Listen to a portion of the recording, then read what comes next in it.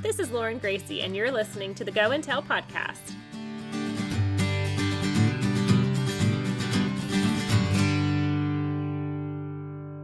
Hey everyone, and welcome to the Go and Tell podcast. I'm your host, Lauren Greci, and y'all, it is the finale of season 1. I am so thankful to all of you who have listened and shared this podcast. You guys are seriously the best, and I'm so grateful to all of you. I cannot believe I had the opportunity to chat with 20 remarkable, godly Christian women this first season. From stories of heartbreak and loss to triumphs and rejoicings, it has been such a pleasure to give these women space to share their stories. This episode is a little glimpse back at this first season. We will take a listen in a moment, but before we do, I want to share with you some exciting news. First, the Go and Tell podcast will be back for a second season. Next season, we're going to look at specific topics and listen to women share insight for that specific focus. From contentment to talking about sin to why Christians should be reading the Bible and so much more, season 2 is going to be a good one. If you are interested in sharing your testimony and feel led by the Holy Spirit to talk about a specific topic, please email me at Lauren, Lauren, at lifestylewithlauren.com. Season 2 will be back in January, so in the meantime, I just pray that the Lord will bless you during this Christmas season. May you feel His presence and His love for you, why Jesus came as a baby, and why we celebrate Christmas. May you feel His presence and slow down to really dwell and rest in this season. I pray that you will stay in the Word, read His truth, and feel content in the comfort that only He can bring. Another exciting bit of news is that I am releasing a book. It is currently in the hands of some dear friends of mine, and they are writing reviews for you to read, and then it will be in the publisher's hands and hopefully in your hands in the not too far future. This book is not about me, but about God. He displays His attributes over and over through His Word, that He is faithful, He is merciful, He is the good Father, holy and righteous, and I share how God has demonstrated His character traits in my own life. It's not my testimony per se, but how God has revealed His story in my life through the trials and triumphs. God's qualities are true, and He is who He says He is. In my book, I share how God is faithful and is present in all of our lives.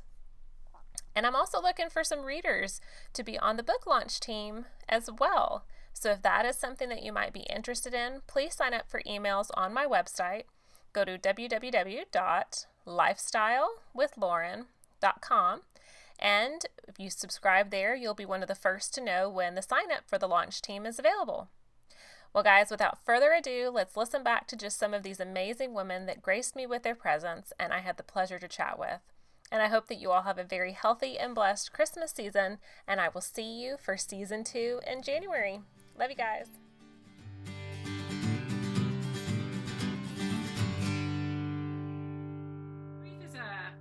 It'll hit you, and right now I do say, like, I do feel like I have way more positive memories. There are times like when I'm a big, obviously being a mental health professional, it's like you learn that your body keeps trauma. And so even if when you go back and you think of situations, like it's like reliving it and your body literally relives it. So a lot of those, like the memory is stored in your body and you start experiencing that memory. Well, guess what? Your body does the same thing. So like feeling like, talking about his death, like it still brings me to tears because reliving it is just it's it's like your body relives it. It's like you're re-experiencing some of that all over again.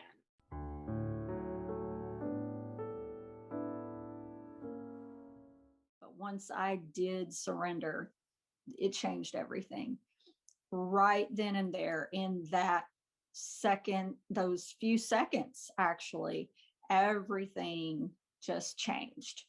And I always hear, and I think over the years I felt like, oh, my story is so much like so many other people's when they say like a bunch of bricks came off their shoulders or whatever.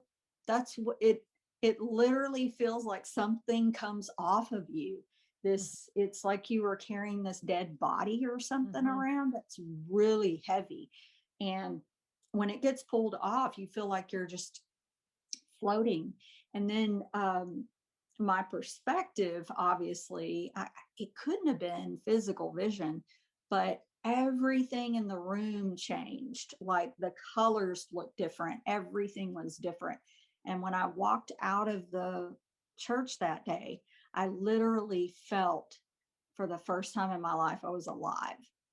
And I thought, this is living. I've never been really living till now.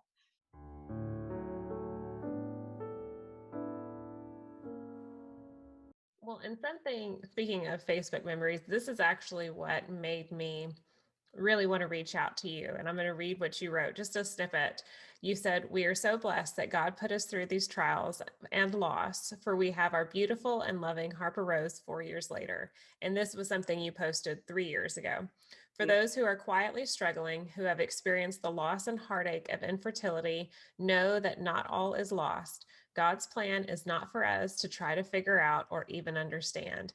And then you go on more. But I think that last part in particular is so powerful, that God's plan is not for us to try to figure out or even understand. And when you're going through trials and tribulations, it's hard because you want to ask why. You're, God, why are you allowing this to happen? Why am I going through this pain? But, you know, he has a plan. He has a plan that's far greater than any of us can ever imagine. And you walking through this now gives you words of wisdom and advice and comfort to those who are now going through the same thing. He uses our stories for his benefit. So Absolutely. after it not working then that first time, what happened next? And there was something that, and I probably should have said this in the beginning. So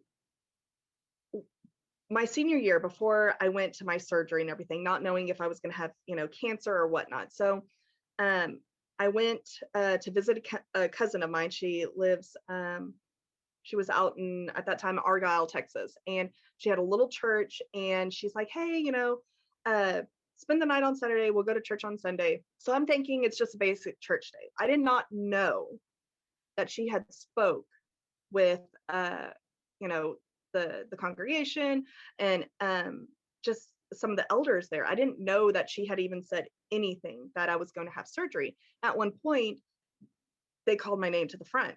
So again, I'm 16 at this time. Church I've never been to, don't know. And I will say that at the Baptist church I went to, we didn't do these things. But I'm like looking at her and I'm like, what? She's like, "Go up there, go up there." I'm like, okay. So here I am going up there. And they said, "We heard that you're having surgery. We want to pray for you." And I was like, okay, all right. So here I am thinking like, we're going to hold hands. We're going to kind of, just pray over me, in my mind, the standard, like the doctors give them wisdom, make sure that this isn't cancer. This is what we're going to do. And people started standing up and walking towards me that I did not know. And they placed their hands on me. And it still gives me chills to this moment that they placed hands on me. They didn't know who I was. They didn't know anything other than there was something in my body that was making me sick and that it needed to leave my body.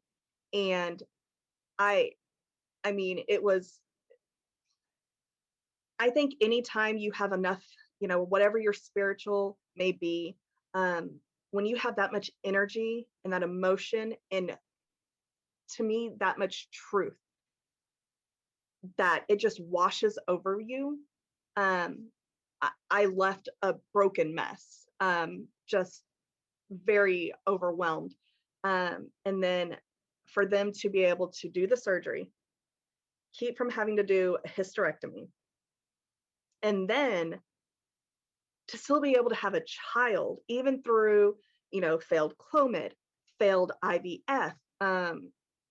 There was, 4 years after the failed IVF, I got pregnant on my own. I didn't even know I was pregnant. I did not even know I was pregnant. So I always kind of go back to that moment that I'm like, I didn't plan on walking down the aisle. I didn't plan. I don't, sadly, I don't know these people's names. I never met them again, but they took the time to pray over me and lay hands on me. And I was just like, wow, this is something that really solidified that I was loved.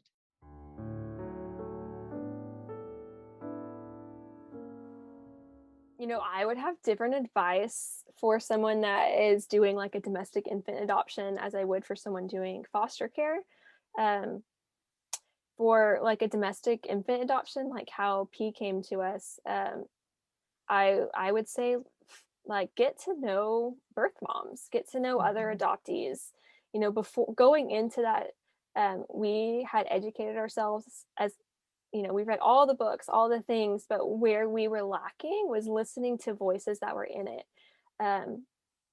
that were different than ours. So not talking about other prospective adoptive families. I'm talking about like the adults that were adopted and the birth moms who did choose adoption for their kids, because I think those voices are the voices that you need to amplify and really pay attention to if that's the route you're trying to take.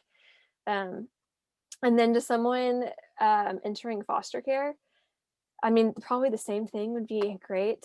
I do lean on my friend who has been doing foster care for longer. So I think having like an ally who has been there and done it and can give you the advice and can be mad at the system with you, who understands it, is really important too, because, me having someone to bounce all that stuff off who can point me back to Christ and point me back to why we're doing this, and just give me like actual advice that's helpful and I can put to use, has been like invaluable.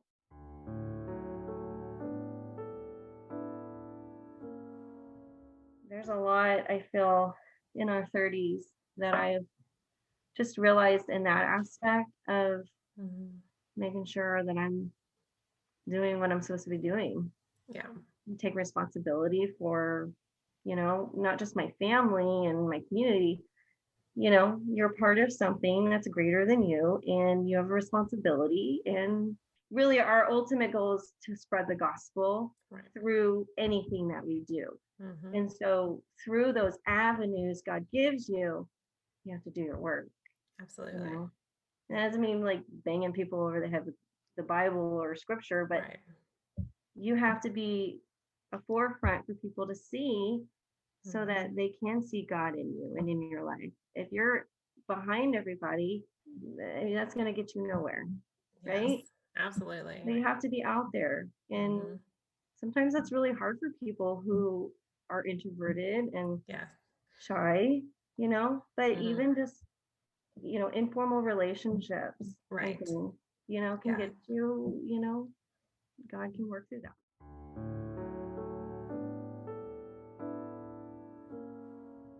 I was actually watching TV one day and I was just channel surfing and I saw a talk show that I've never watched before. And I don't know why I stopped.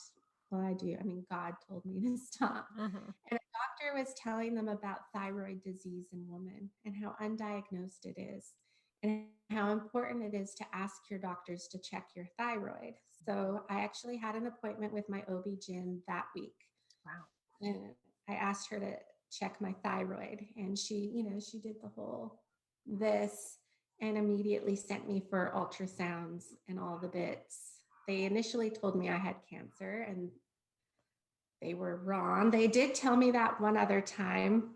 That's like a horrible thing to say without knowing for sure, I agree 100%. It's not a word you should throw around. I had a 4-year-old at the time, so that was pretty awful. And it ended up that I was diagnosed with Hashimoto's. So just another hormonal imbalance. And then I self-diagnosed initially with celiac. I couldn't get any doctors. And what's really confusing to me is I have a family history of celiac. My grandmother, I had all the symptoms.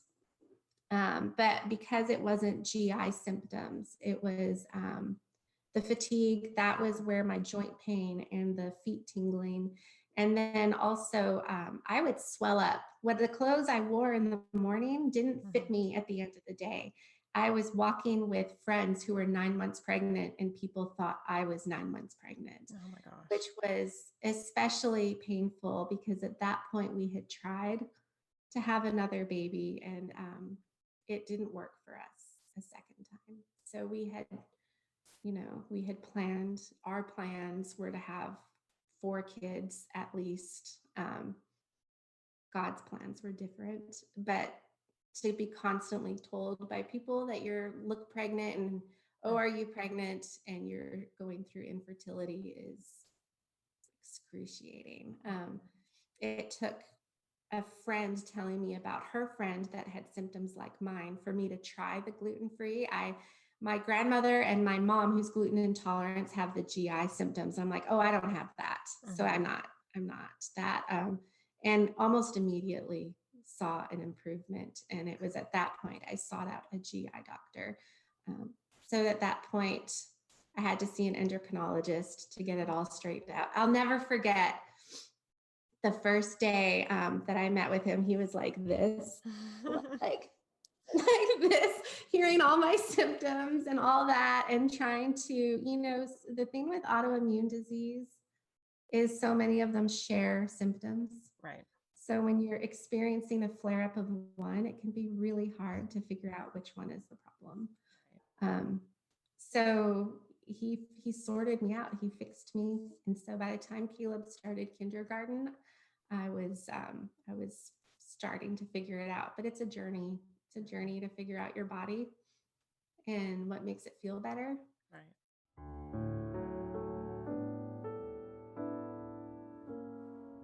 There's a quote I've read before where it was just like, in American church, we just want to wear like Christian t-shirts. Yeah. But we don't want to do the thing. Like we're just not getting it. And man, that's what I'm trying my hardest to instill in my kids. And I'll tell you one thing that we do. We subscribe to Voices of the Martyrs magazine. Ooh, I don't I'm know. gonna have to write that down. I've never heard of that. Yeah, we get that magazine, and it's with all these stories from all over the world, and there's a map that comes in it. And so we pin that map up, and it shows you like the places where like the gospel is completely outlawed, and they're like colored in black, and then where it's discouraged, it's in gray. And then like I keep the magazines on the Lazy Susan in the middle of our table. I keep that and like a Bob Goff for Kids book, like that has stories in it. And then this other like devotional book. And so we just keep that in the middle of the table. And I figured out if I'll just keep it there and I'll see it, I'll remember to do it. And so that's just become our routine. And so that Voices of the Martyrs, like it's just a reality check for my kids. And so we'll read, the article, and it's not always like, they're not always being martyred, but they're sometimes being martyred, but they're also being persecuted, Right. Or they're smuggling in Bibles or digital Bibles or whatever. And so we'll just stop and, the homeschool mom and me is like, now let's look on a map, and how far is that? And what is the, how long would it take anyway, but so we'll kind of spend time and we'll just kind of pick through it. And we'll talk about like right now in our house, oh my gosh, how many Bibles do we have? Like tons of them, different versions, kid versions, every kid has a Bible. But here's these people that right now today live on this planet and they don't have a Bible. Right. Okay. They can't even read. Right. It's not even in their language. And we're, and then they're smuggling in audio Bibles on a tiny microchip. But if they get caught, here's what will happen to them. And I'm just, again, very brutally honest with them. Like, this is what would happen. And imagine right now if somebody walked into our house and took our Bibles or took you out of here or beat your mom and dad up or, and that is reality. And I don't get why we just miss that. Like, do y'all like, hello world, do you not know that's happening, America? Like, wake up. We should tune in, and if nothing else, educate your kids on it, educate yourself on it, pray for them, pray for the martyrs, You can sign up for their email list, and they email you weekly, and they say, like, here's who to pray for, and here's who just got martyred. Are you willing to do that? Yeah. Anyway, I think like it lights me up because I want me and my family to have that kind of faith where I'm like, I'm ready. Like I'm willing to lay down my physical life, but also my daily life. And that's the point of it, right? Right. You should lay down your life. It's not about you. It's just not. It's about dying to self and serving others. And whether that's your sibling that you don't like today, or somebody at the homeless shelter, or some kid at school, or whatever it is, it's dying to self.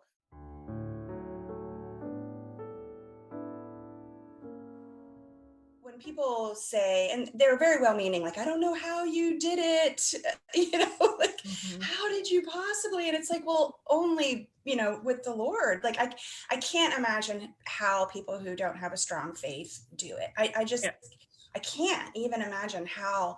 And so really, my walk with the Lord, like the walk that I have with the Lord today, that mature walk, that walk that was kind of refined, was through that fire of my husband passing away suddenly. We had been going to church. We were involved in church. We were part of small groups, the best friends that I'm still really close with today. We had, everything of what it looked like to have that suburban Christian life, but really it was like when I was laying on the floor, and they're knocking on the door and they're like, come on, it's time to go to the service. And I'm like, God, if I get up off this floor and I go, you've got to be the one to do it. Like I can't. This is the end of me and the beginning of you when I get up, off this floor. And really, there's a whole little story about why I believe in ladybugs and why I love ladybugs so much. And I'd love to share that too later. But I opened up my eyes and there was a ladybug crawling on the floor in the bathroom right in front of me. And it was in December. Oh, wow. Like that ladybug was straight from the Lord, and so ladybugs are part of our story in such special ways. But it was like, I think he wanted to just show me in a really real physical way, because I had said to my husband, if anything ever happened to you, every time I see a ladybug, I'll know that there was. And so it was just, God, just because I asked him to, and because I was looking, he showed up for me in really, tangible ways. And I know he does it differently for everybody. I know that story isn't the same, but it was what I needed. It was what I asked for. And that strengthened me, because it really was like, it's no longer me, but him and me that's like making me do this. This girl right here could not have raised 3 children on her own. I mean, Jenna was 13 months old. Jake was 3, Kate was 9. And, but, I remember my pastor's wife at the time, she gave me the best advice. I said, I can't do this. How could I do this? And she said, you just bring your fish. And that's kind of exactly what happened. Like today, the fish I got is 30 minutes and the loaves I got is cereal and scrambled eggs, and over time it, multiplies. And that's, where my faith has really come from, just kind of like when it's all you've got, it becomes so real and so present.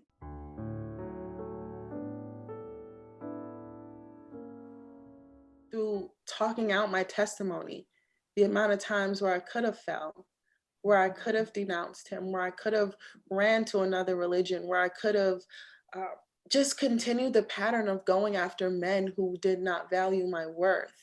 Yeah. He didn't allow it to happen. And I know for a fact that there are women out there who need to hear that, who need to know that God loves you. It doesn't matter how many times you sinned, how deep your sin was. When you repent and when you believe on Jesus Christ and when you know that he died on the cross for you, you are forgiven. Right. And that's a transformation right there. That's where you can be transformed, but you got to allow him to come in for you to transform.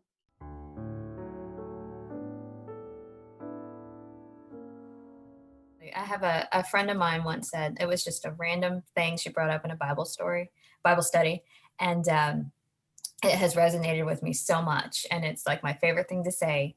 I didn't ask her permission, so I don't want to name, but it was great because she says that whenever she has these thoughts in her head that come up, she will say out loud, "Thank you, Jesus, for reminding me what you saved me from." And then you move on.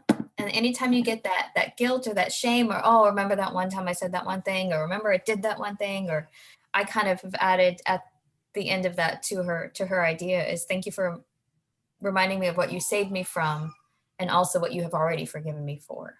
Yeah. And I'm already forgiven for those things. Even when they pop up and the guilt sets in, I don't have to feel the shame.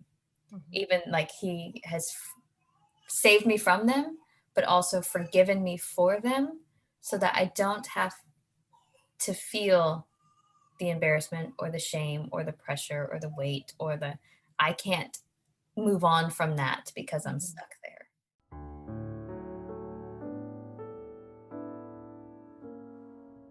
And so I would challenge you right now, like, how is your time with the Lord? Do you have a set time? I know some people say, hey, at nighttime is best for you. And if that is great. But spending time with the Lord, what are some ways in your walk with the Lord can you add him in more during your day? What are some things? And so like tonight, I've been praying about this all day. And so I was getting ready and I just put worship music on because I needed to refocus and get my heart, because I did not want to miss out on what the Lord wanted me to share tonight. So how are you serving right now? Where are you serving? Are you plugged into a church? Have you joined the church? And are you just going on Sunday mornings or Saturday nights to one service? Or are you plugged into a community group? You see, here's what I know. Life is tough. And when you are not surrounded by a community group, people to encourage you, people to rally with you, and most importantly, people to pray with you. For a long time, I walked around like everything is perfect, everything's great. And you know what?